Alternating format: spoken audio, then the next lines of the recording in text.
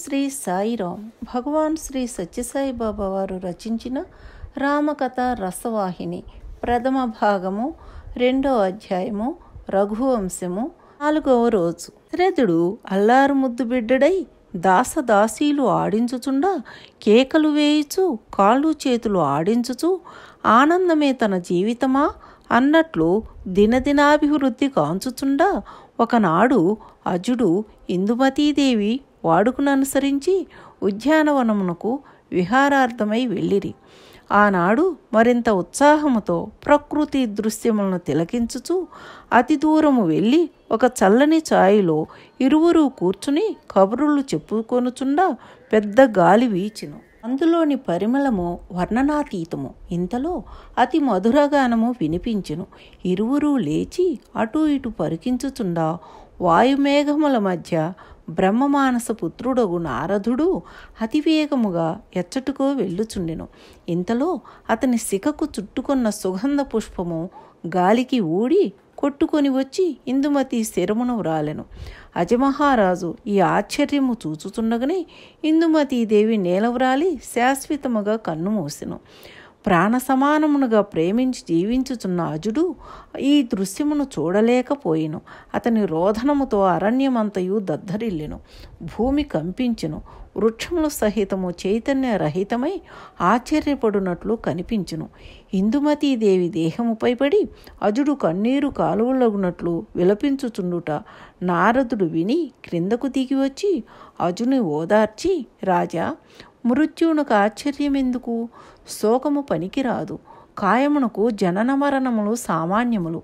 జననమునకు ఏమి కారణము, మరణమునకు అదే కారణము.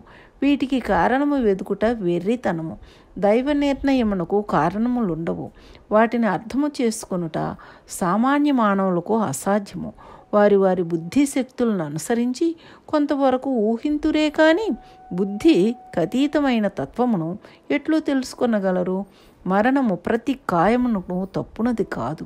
అయితే ఈనాటి ఇందుమతీదేవి మరణము కొంత చరిత్రతో కూడినదొకటచే తెలుపవలసి వచ్చినది అని అజమహారాజును దగ్గర చేర్చి, రాజా, పూర్వము తృణ బిందుడను ఋషి ఘోర తపస్సు ఆచరించుచుండా అతని తపోశక్తిని పరీక్షింపగోరి ఇంద్రుడు హరిణి అను ఒక దేవకన్యను పంపెను. ఆమె తపోభంగమును గావింప అనేక ప్రయత్నములు చేసెను. అందులకు ఋషి ఏమాత్రమును చలించక కన్నులు తెరిచి పరమ పవిత్రమైన తపస్సును భంగపరుచుటకు పూనుకొన్న నీవు సామాన్య వ్యక్తివి కావు. బహుశా దేవకన్యవై ఉండు. ఎవరివైననేమి పాపకార్యమునకు పూనుకుంటివి కనుక నీవు దేవలోకమును వీడి మానవలోకమున జన్మించి మానవత్వమును అర్థము చేసుకొని మెలుగుదువుగాక అని శపించి కన్నులు మూసి తిరిగి తపమును ప్రారంభించును. అంత హరిని దిగులొంది కన్నీరు కాచుచూ చేతులు జోడించుకుని అతి దీనయ్యై నా తప్పును క్షమించమని ప్రార్థించుచు స్వర్గభ్రష్టురాలిని గావింపగా అనుగ్రహించుమని పరిపరి విధముల వేడుకొనెను. అంత ఋషి, అబల, నా వచనములు తిరిగి తీసుకొనుటకు వీలు కాదు. నీ తలపై ఎప్పుడు స్వర్గలోక పుష్పము వచ్చిపడునో అప్పుడు నీవు మానవదేహమును వీడి స్వస్థానమును చేరగలవు అని తెలిపెను. ఆనాటి దేవకన్యయే ఈనాటి ఇందుమతీదేవి. ఈనాడు నా శిరమందలి స్వర్గలోక పుష్పము గాలికి వ్రాలగనే ఆమె శాపము విమోచనమైనది. ఇందుకు నీవు విచారించి ప్రయోజనము లేదని రాజనీతులు దేహనీతులు బోధించి నారదుడు తన మార్గమును తాను అనుసరించెను. అజమహారాజు చేయునది లేక కాయమునకు అంత్యక్రియలు అనర్చి రాజ్యము చేరి కాలము అతిభారముగా గడుపుచూ దశరథుని చూచుకుని కొంత ధైర్యము జీవితము సాగించుచు దశరథుడు కొంత పెద్దవాడొకటచే రాజ్యభారమును అతనికి అప్పచెప్పి సరయూ తీరమున అనశన వ్రతమును ఒక వ్రతమును జరుపుచు తిరిగి భవనమునకు చేరక సరయూ తీరముననే కాయము వీడెను. ఈ విషయము దశరథునకు తెలియగనే అతివేగముగా సరయూ తీరము చేరి తండ్రి కళేబరము చూచి దుఃఖించి కాయమునకు తగిన దహన కార్యములను అతి త్వరగా గావించి తన తండ్రి వ్రతనిష్ఠుడై గతించినను పవిత్ర భావమును స్మరించి దైవముతో తన కర్తవ్యములను తాను పూర్తిగా వశమందుంచుకొని పాలన సాగించుచుండెను. ఇట్లు కొంతకాలములోనే దశరథుని కీర్తి సూర్యకిరణముల వలె వ్యాపించెను. దశరథకులు బలము తనకొక్కనికే కలిగియుండుట చేత అతనికి దశరథుడను పేరు కూడాను సార్థకమాయెను. తన రథమునకు ఎదురు లేదు. సమస్త రాజులు దశరథునికి భయపడి వశమగుచుండిరి. దశరథుడన్న అంతకు మించిన గుణవంతుడు, బలవంతుడు, శక్తియుక్తులు కల మహారాజు మరొకడు లేడనున్నది ప్రపంచవ్యాప్తి ఆయను. ఈ విషయము ఎటులనో రావణునికి కూడా తెలిసెను. ఆనాటి నుండి ఎటులైనా ఈ దశరథుని అంతమొందించవలెనను దుర్బుద్ధి అతనిలో దినదినాభివృద్ధి గాంచెను.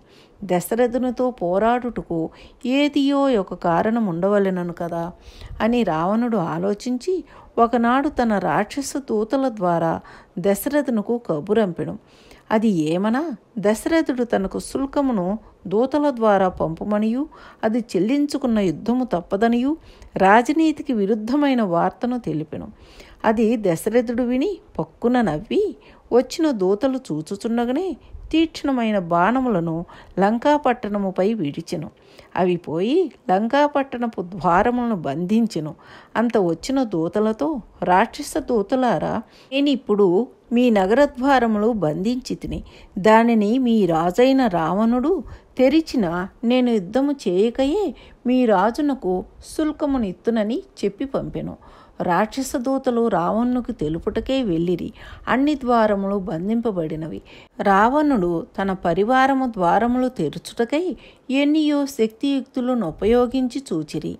సాధ్యము కాకపోవుటచే రావణుడు తనకు జరిగిన పరాభవమునకు తలవంచి ఓడిపోతినను భావము హృదయమును తలంచగనే బాణములు తిరిగి అయోధ్య నగరమునకు చేరెను. ద్వారములు తెరుచుకొనెను. నాటి నుండి రావణుడు సమస్త రాజులను జయించునట్టి శక్తిని సంపాదించుకొనవలెనని తలంచి తపస్సు చేయుటకై వనములకు బయలుదేరును. తగిన స్థానమును ఏర్పరచుకుని ఘోర తపము ఆచరించును. ఆ తపము అతి తీవ్రమైన దొగుటచే బ్రహ్మ ప్రత్యక్షమై, రావణా, నీకేమి కావాలేనో కోరుకొమ్ము, తప్పక ఇచ్చేదనెను.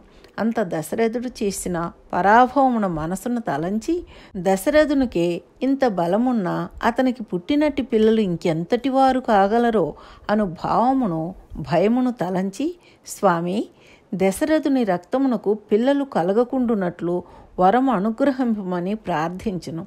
అంత బ్రహ్మ సరి ఇచ్చితినని తెలిపి అచ్చటనే ఉండిన రావణుడు మరేమైనను కోరవచ్చునని తలంచి మరుక్షణమే అంతర్ధానం ఆయను. రావణుడు నిర్భయుడై తన శక్తి సామర్థ్యములను స్మరించుచు గర్వించుచుండా మరొక తలుపు వానిలో మెరిసెను. దశరథుడు ఇప్పుడు యుక్త వయస్కుడు. అతనికి వివాహమే కాకుండానట్లు తగిన ప్రయత్నము జరిపినా మరింత మంచిదగునని భావించి తన రాక్షస శక్తితో తేరిపారచూచి బహుశా కోసల దేశపు రాజపుత్రికను ఇతనికిచ్చి వివాహము జరపవచ్చును కనుక ఆ పుత్రికనే లేకుండా చేయవలెనని వినాశకాలే విపరీత బుద్ధి అన్నట్లు విపరీత బుద్ధి పుట్టి కోసల దేశమునకు మారువేషముతో వెళ్ళి ఆ రాజు కుమార్తెయగు కౌసల్యను దొంగలించి ఆ బాలికను ఒక పెట్టెలో పెట్టి సముద్రంలో పారవేసెను. దైవాజ్ఞ లేక ఏమీయూ జరగదను విషయము రావణుడు తెలుసుకొనలేకపోయెను. ఆ వదిలిన పెట్టెను బ్రహ్మ తన సంకల్పముచే ఒక గట్టునకు వచ్చి చేరున్నట్లు చేసెను. ఆ గట్టు మంచి విహార స్థానమైనది.